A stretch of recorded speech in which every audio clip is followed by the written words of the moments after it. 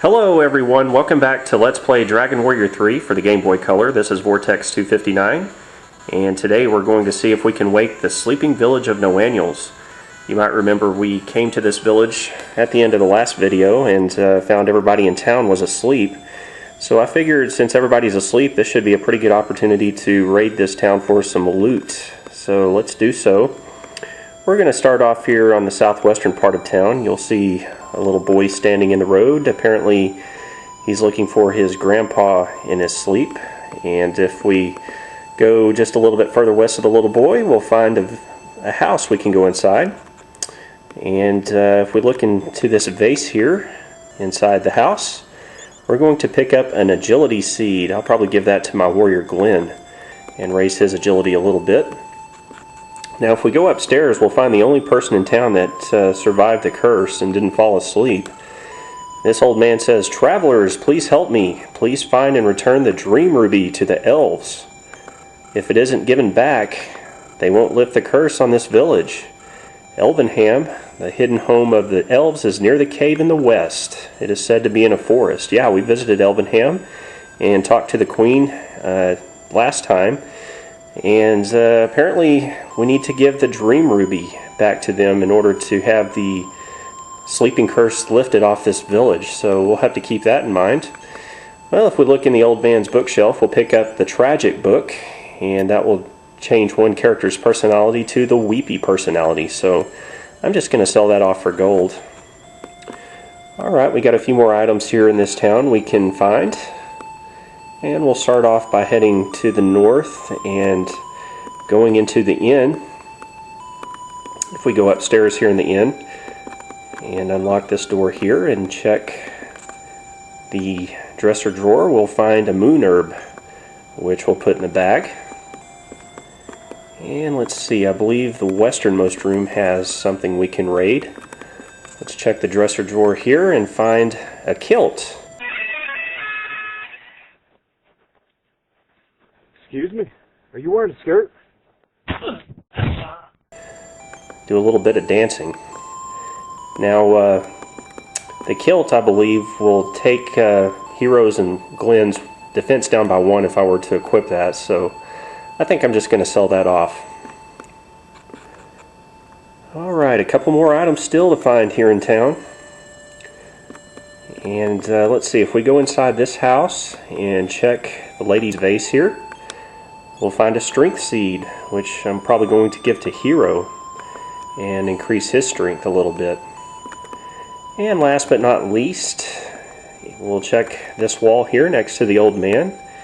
And if we check underfoot right about here, we'll find a token which we can use to go play another game of Pachisi. I'll probably save that for the next Pachisi track we'll find a little bit later on. Alright, well what I'm going to do now is use those strength and agility seeds, and then I'm going to meet you in the town of Elvenham to the west here, so I'll see you there. Okay, I've made it to the village of Elvenham here, and I used the agility seed on Glenn, got an increase of 3 to my agility, and I used the strength seed on Hero, got an increase of 3 to his strength, and I also used the luck seed that I got out of a treasure chest from a vampire, which we'll meet in the next area we're going to be going to. Went ahead and used that on Matt and increased his luck by 2. Alright, well let's go talk to the queen one more time here, see if we can get just a little bit more information. And she asks, "What could you humans want of Elvenham?" "What is it, Noaniels?" "Ah, there was such an incident. Long ago my daughter Anne fell in love with a human. She stole away with this man and our treasured dream ruby, and has not been heard from since. An elf and a human, it never works. No doubt Anne was taken for a fool. He must have taken the dream ruby, and she must have suffered, unable to return. I can't bear to even see humans leave at once." Well, it sounds like a bitter elf to me, and apparently she thinks the old man's son that eloped with her daughter Anne stole the dream ruby and left her for dead. Well, the next area we're going to go to might be able to prove that story wrong. But before we go there, there is one item I want to get. If we check this little niche right here west of the Queen's throne, we'll get a tiny medal. That's my 11th tiny medal I've found, I believe. Remember, once we get 20, we can get the blade boomerang from the Metal Master. Alright, well, I believe that's all we can do here for now, so let's see if we can head down to that cave to the, just to the south of this village here.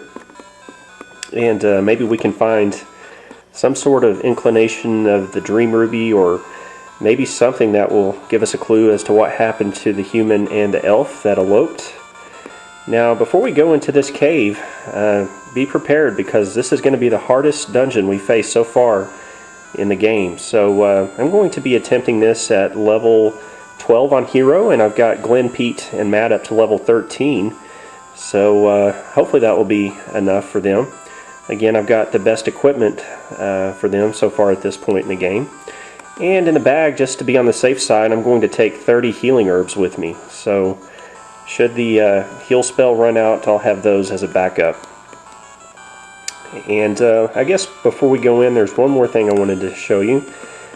Since I've done some level grinding, I have found some new monster medals, just in case you're curious. Let's see, I got the Healer, number 10. And let's see, what else did I get since the last time? Oh yeah, the Gas Cloud, number 19. The Big Shroom, number 20. The Mad Raven, number 22. And the Vampire, which we'll meet here in this cave, is number 26. Alright, so let's go in the cave and start looking around. This is going to be a pretty long dungeon. And on this first floor, we are going to be able to get a couple of treasure chests. First of which should be in this room off to the west here. There it is. Inside this treasure chest, we are going to obtain 288 gold pieces. Not bad. Alright, here's a new enemy we're going to have to be on the lookout for here in this dungeon. These are the deadly vampires. They can cast the Ice Bolt spell, which can do 15 to 20 points of damage on most characters. So be very wary of these guys. We're going to cast the Fireball spell on them. Oh yeah, I should have had Pete cast the Inferno spell. I forgot that I learned that one. That's kind of a wind type attack, which can attack all, or actually one group of enemies. Okay, the Boomerang plus the Fireball spell does it though, so they didn't do too much damage to us, and we'll get 45 experience and 75 gold. Alright, continuing to the south. Now if you go to the west there's just going to be a priest in there, and he's going to tell us there's a healing spring somewhere inside this cave, so we should be running into that pretty soon.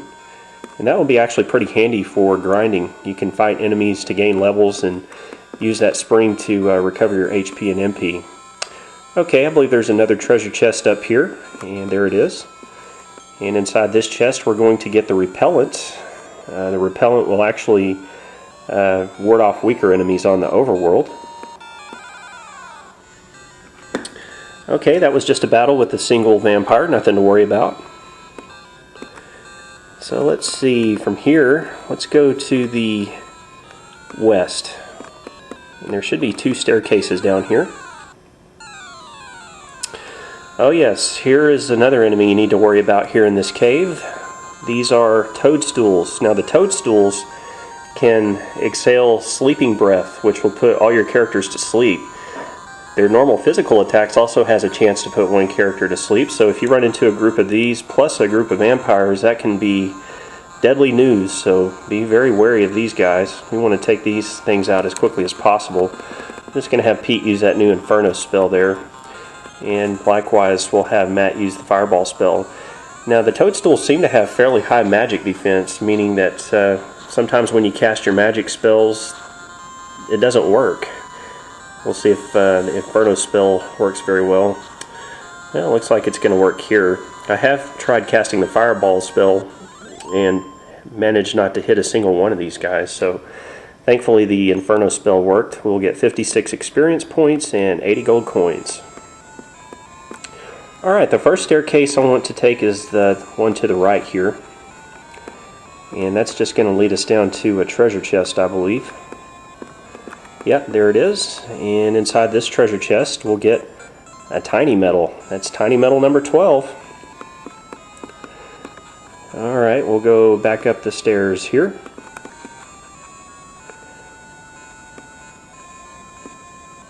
And that will take us back to the area where we started with the 2 Okay, as I was saying, that will take us back to the area where we found the 2 staircases down here. And there they are. So this time we'll take the left staircase. And this will take us to the healing spring just up to the north here. So this is a good area to grind in. So we'll just work our way back around here.